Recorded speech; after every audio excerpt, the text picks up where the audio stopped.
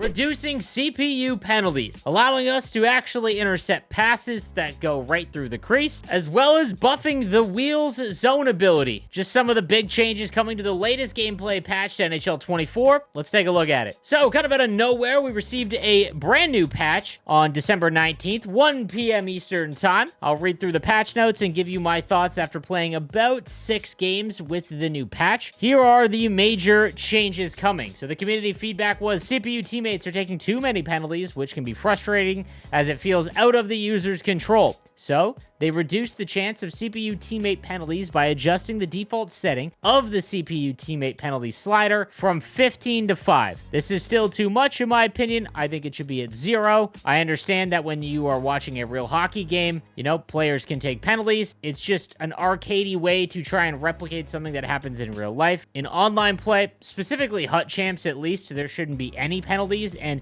even though it was reduced, 66% essentially here, the sentiment from the community that I saw was that it still is too much. I played about 6 games, did not see 1 AI penalty, so W so far. Next up, the charging penalties are being called too often, especially on shoulder checks where the hitter is veering into the check, so they increase the amount of frames a skater must be traveling in a straight line for a shoulder check to be considered for a charging penalty. Again, same kind of issue. I hit quite a bit, and I have truculence and run at people, and I did not notice a charging call in any of my hits in my 6 games that I played. So again, another win so far from this patch. Next, we've got defenders who are facing the puck are not attempting to intercept a hard pass, especially when the pass is made tight to their body. This is allowing offensive players to force charge passes through well-positioned defenders for close cross-crease goals. There were some instances, specifically in the neutral zone and just overall that wasn't right in front of my net, where I definitely noticed that my players would actually pick off a pass. They'd make a motion with their stick to close their feet, things like that, which is a huge win. This is one of the biggest issues I think that is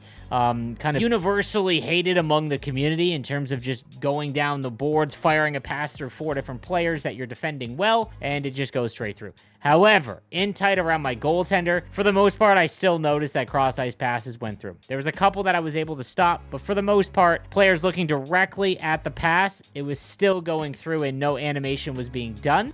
So it still isn't enough in my opinion. I really dislike how this is being done because it basically doesn't allow you to play manual defense. It doesn't reward you for manually controlling your defender and putting them in the right spot. The way to defend this is still switching to the player that is closest, that is covering the backside player, and then just shove checking and interfering with them because you still don't get a penalty while you're interfering, and that's really the only way to take away that kind of backdoor tap in. So unfortunately, I found it to still be an issue. Let me know what you think in the comments section down below. Next, holding RBR1 and right stick to flip dump takes too long to charge and makes using this action too ineffective, especially when under pressure or when trying to use this on the forecheck to get the puck deep. So they increase the speed to fully charge up a flip dump by 20%. I still don't notice this to be all that effective because even though it goes further in the air, I notice that opposing players will still jump up and make these crazy jumps to grab the puck out of midair. But again, not something that I really take advantage of in terms of dumping the puck out. Again, let me know in the comments section if you are someone that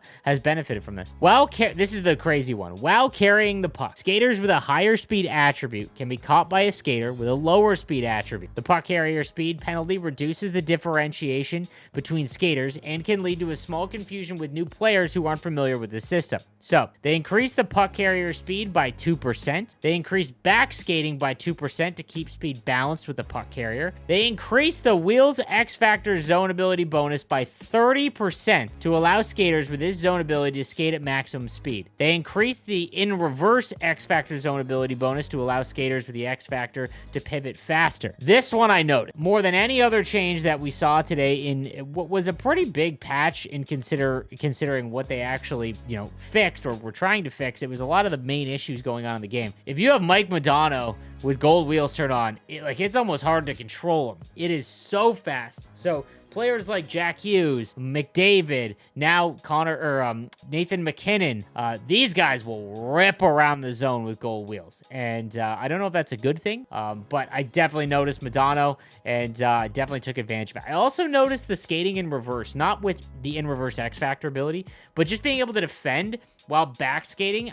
It was fast enough where I was able to actually, keep gap control with my opponent, which I actually did enjoy. It did make the game overall feel much faster and a little more arcadey, so that's going to depend on your preference. The game definitely felt faster, though. Additional fixes fixed an issue which caused a pass while your team is offside to have a high chance of being bobbled. This I was starting to notice quite often in the neutral zone. If you were like resetting, essentially what would happen is your players would lose the puck. They just couldn't pick it up, which was a massive thing because you'd end up giving up a breakaway the other way. That is a great fix, and I don't know if a lot of people were noticing that, but that is a huge fix. So those are all of the changes so far. Like I said, I played about 6 games. I think I enjoyed it a little bit more than the prior gameplay.